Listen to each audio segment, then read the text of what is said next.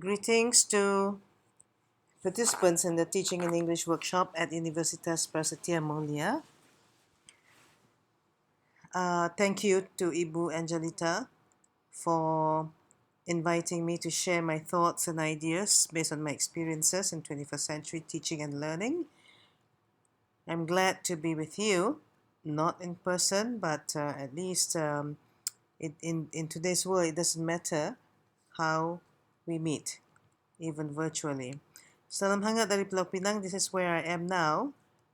Just got back from two conferences in Thailand, one in Chiang Mai and the other one in Bangkok, where we talked and discussed about teaching and learning in the 21st century, in particular MOOCs, open learning and flexible education, and in particular MOOCs. As you know, Pulau Pinang is full of interesting things.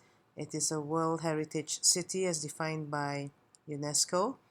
This is one of the older buildings which has been recently refurbished, and it looks very interesting, doesn't it?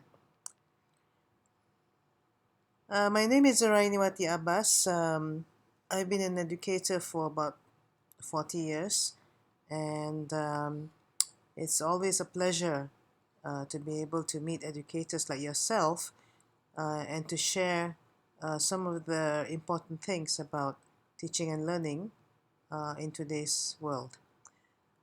I have been an educator, as I said, for almost 40 years. Been at various levels of education. I've dealt with preschool, primary, secondary, as well as tertiary. And in tertiary education, I've been involved in traditional institutions as well as in open and distance learning. I've been given a set of questions. I think there were about 7 or 8 questions. I'll go through them one by one. The first one is, who coined the term 21st century teaching and learning, and who was a pioneer in this concept? I can't say who was a pioneer or who coined the term, but basically learning and teaching has changed. One of the latest trends that you will hear today, or maybe even have taken a course in, is MOOCs, massive open online courses. And MOOCs is now revolutionizing higher education.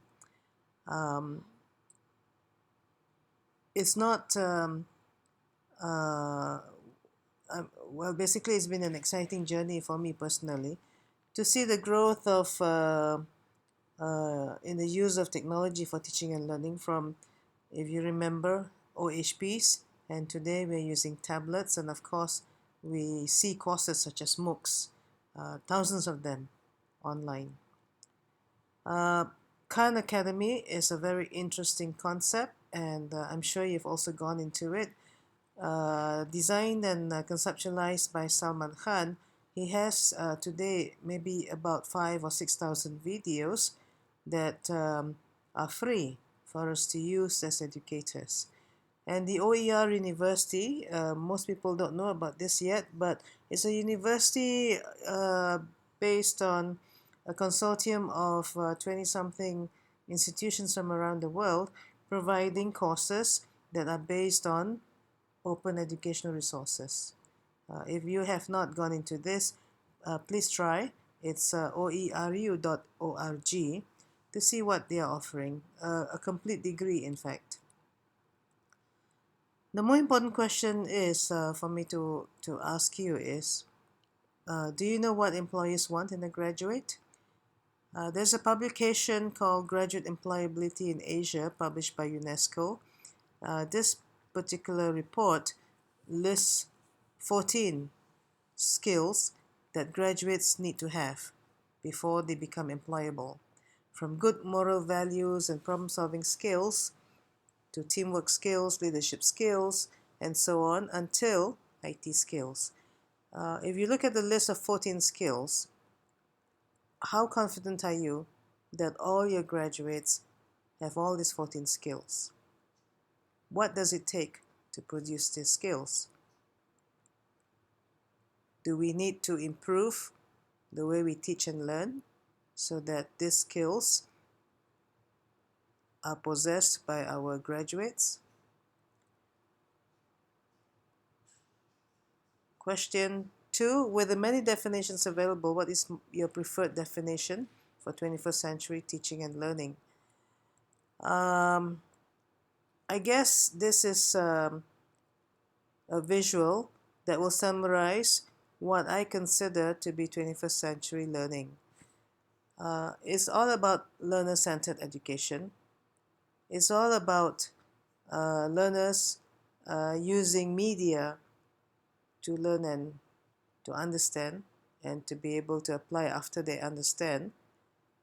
And it's about personalized learning where educators provide the necessary media as well as the necessary methods of learning suitable for the various groups various groups of learners. As we know, there are different learning styles, there are different personalities in the classroom, and with learning styles, learners tend to prefer one method over the other. So, for example, while one learner prefers to learn alone, another learner prefers to discuss in a group, and the learner who prefers to learn this alone may prefer to listen or to watch or to read. So basically, 21st century learning is about catering to the individual learner and in such a way that learning is unique to the person, although we are trying to achieve the same learning outcomes. So when we design the teaching and learning, it is about meeting the needs of every different learner in the classroom. And as you know, the Bloom's taxonomy takes us from the most basic stage of remembering, going on to understanding, applying, analyzing, evaluating, and having students create new learning or create new products or create new methods of whatever they're learning. So for example, in English, it goes from remembering how to write essays to creating new stories for the readers. We also, in these days, try to include use of tablets, and what you see here are some of the tools that we can use for the various levels of the Bloom's taxonomy. Now the question 3 that was given to me was, what are the differences between traditional versus 21st century teaching methods? If you look at this chart, on the left is traditional teaching, on the right technology-based teaching. We're talking about going from information seeking and reporting to individual and collective knowledge creation. So if you remember the Bloom's taxonomy, it's going from the lowest in the pyramid to the highest in the pyramid. So for educators, we need to move from teacher-directed learning to having the students do self and participatory learning. It is basically understanding who owns the learning. Is it the teacher or is it the student? If it's a student, then I think teachers have to empower the learners to seek their own knowledge, understanding, skills, and learn by themselves mostly how to apply new rules, new concepts that they've just learned into situations. As educators, we need to be conscious that learning should not be limited to the classroom, but instead provide opportunities to the students to participate in networked and global learning. So being online with other students, being online, seeking materials and activities related to their learning. And instead of being standards driven, whereby everybody learns the same thing at the same time in the same way, we should try to explore some other ideas and concepts that can be used in teaching and learning.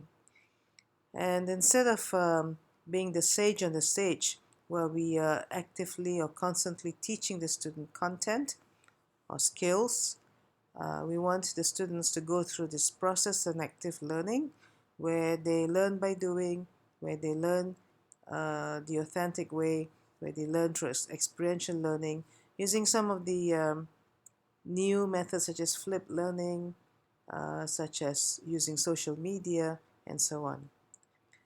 And we need to remember, um, when we're educating students today, we need not be the only teacher with the expertise. We need to involve students in collaborative learning. They will learn from each other, with each other, as well as with the teacher, with contents provided by the teacher or with contents provided online, where they search for those contents. Maybe teachers get them basic resources, and then after that, the students to look for their own resources. Now, as I mentioned earlier, learning and teaching has changed. There are many interesting books published on new ways of learning and teaching today. Flat will in education, if we can understand what that means, that will be good for us, and how to flip our classroom.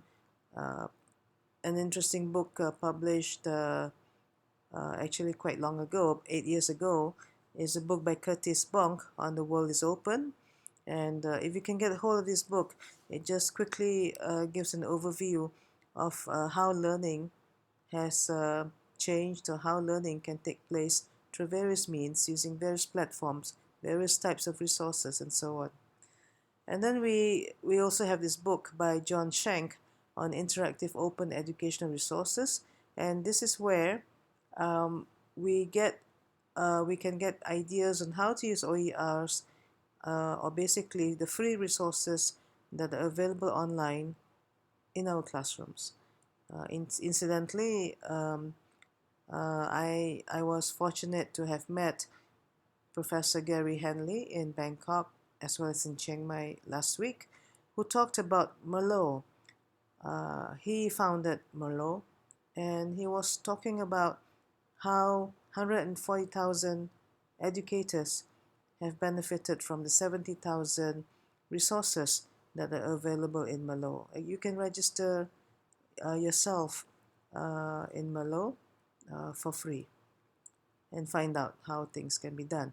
Now, student engagement is something that is key to me in today's learning and teaching.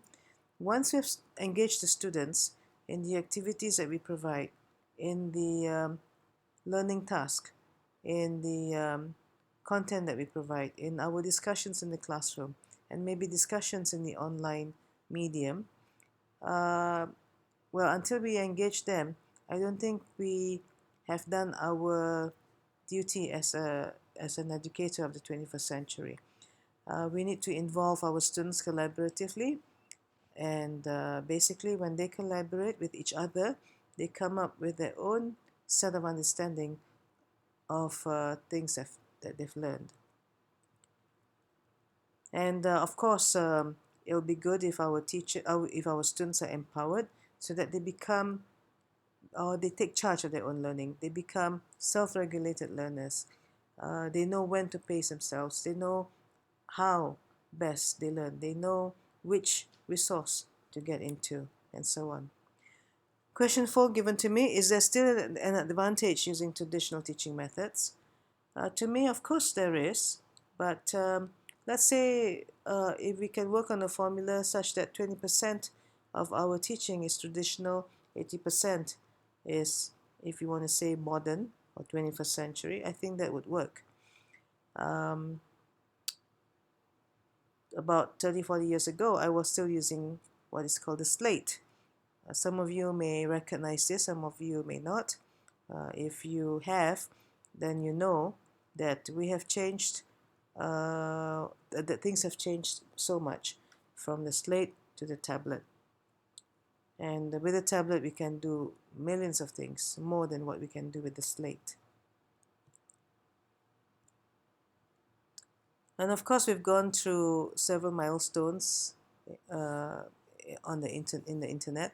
From the ARPANET in 1969 to where we are today, um, we have gone far, and we can take advantage of the fact that we can have things on the cloud, and of course slowly later on wearable technologies. But maybe for English teaching, it's adequate that we are assisted by things like what's available online, what's in social media, and using mobile devices or personal devices such as the phone or the iPad and so on.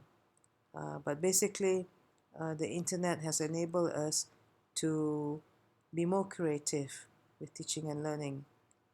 And again, from the ARPANET to Web 3.0, in fact, today we should be starting to talk about Web 4.0.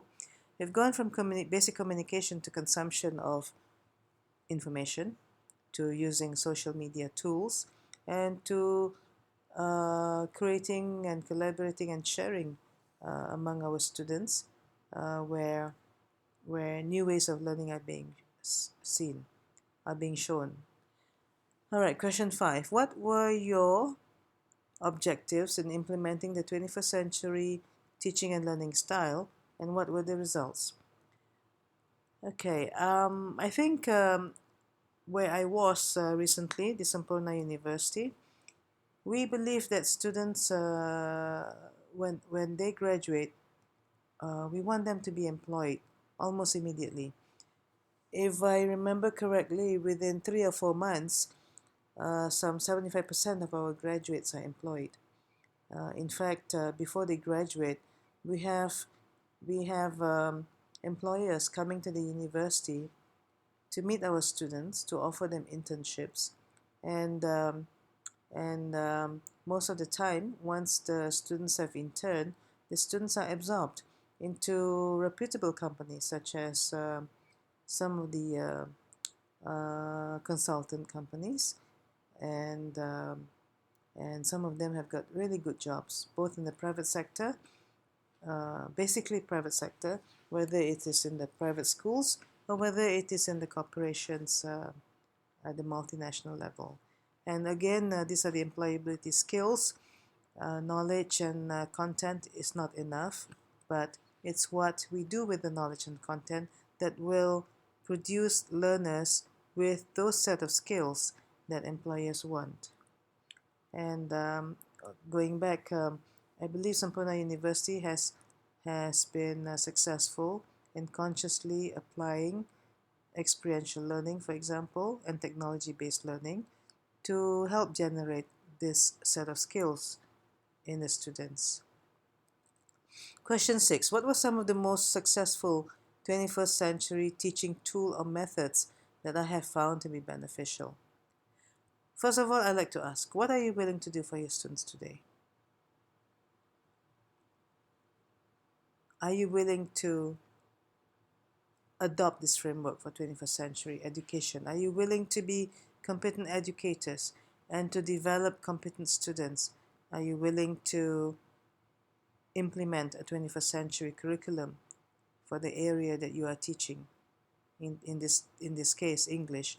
Are you willing to employ connected learning approaches? And again, going back to the questions, what were some of the successful 21st century teaching tool or methods? Basically, we could try flipped learning. We could try problem-solving methods. I'm not very familiar with English and language teaching skills, but basically, in the end, what you want students to be able to do is to be able to write well, to speak fluently, and what was the other one? To be able to comprehend whatever they read, and to become good speakers, right, of English language.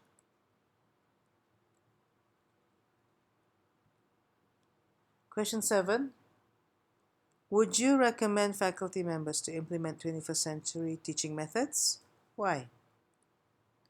Of course, I have been an advocate of technology-based learning. I would definitely recommend faculty members to implement 21st century teaching methods, whereby we should move from teacher-centric education, where students are given the same set of things same content, same materials to learn from, all at the same time, to making it more learner-centric, where the learners are given a set of tools, set of materials, and different approaches to learn from, and they choose what they prefer.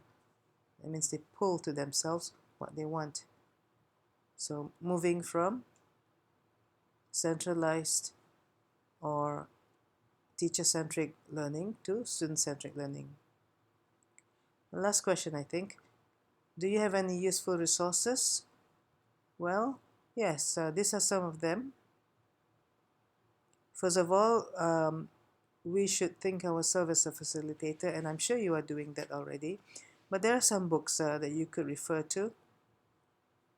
And in addition, I would like to offer two quotations from Confucius, the first one. Every truth has four corners. As a teacher, I give you one corner, and it is for you to find the other three. So what we need to do is to give the student the basics, and then facilitate them to find the other aspects of the equation. And from Skinner, education is what survives when what has been learned has been forgotten. I believe that when we educate the child, or when we educate our students, how we educate or what we educate is what survives.